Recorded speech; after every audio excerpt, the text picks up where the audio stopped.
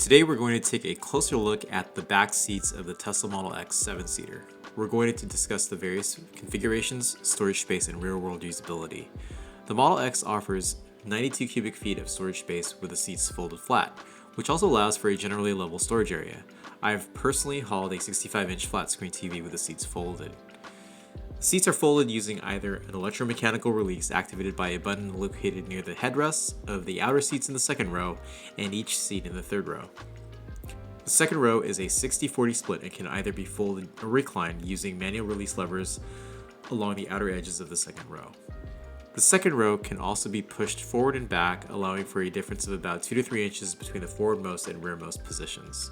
This is accomplished by a manual release located underneath the seat along the outer edges of the second row.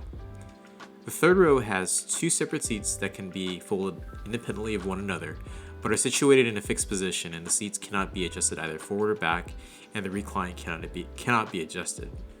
The second row includes access to a rear display, which can be used to control the heat and ventilation system, including the direction of the vents and the seat heaters, which are available for all 5 rear seats. The vent for the second row is located just above the center display, but like the front vents, is disguised and isn't obvious. The display can also access various streaming services such as YouTube and Disney+, although as of the recording of this video in July of 2023, the audio from the rear display is not independent of the front seats, so the audio from the rear display will be funneled to all the speakers in the vehicle. The rear display can also be used to control audio tracks in the speaker volume. 2 USB-C ports and a retractable cup holder with space for 2 beverages are located just below the display. In terms of comfort, the 7-seater gives up some comfort for functionality in the second row, as the 6-seater Model X has 2 captain's chairs in the second row. The disadvantage for the 6-seater is that the second row captain's chairs cannot be folded flat and reduces the maximum storage space available. With that said, the second row is still comfortable, and due to the width of the Model X, provides generous hip and legroom for all 3 seats. For the third row, conventional vents are located in the pillar and the airflow direction can be manually adjusted. 2 cup holders separate the seats in the third row. Headroom can be an issue for taller passengers. I'm 5'7", and I only have an inch or 2 between the top of my head and the rear glass.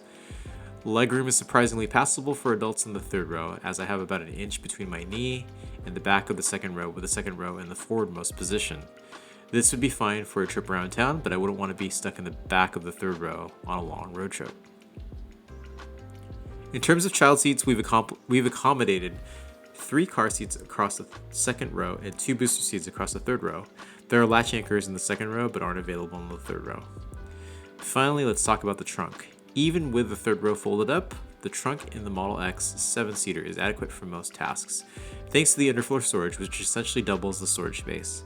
There's also a cavernous side compartment with a cover that's over a foot deep.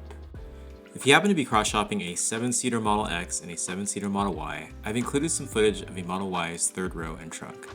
As you can see, the vehicles aren't as similar as you would expect, as the passenger space and legroom in the Model Y's third row aren't nearly as generous as the one in the Model X. I haven't personally sat in the third row of a Model Y, but as you can see, it would be a snug fit.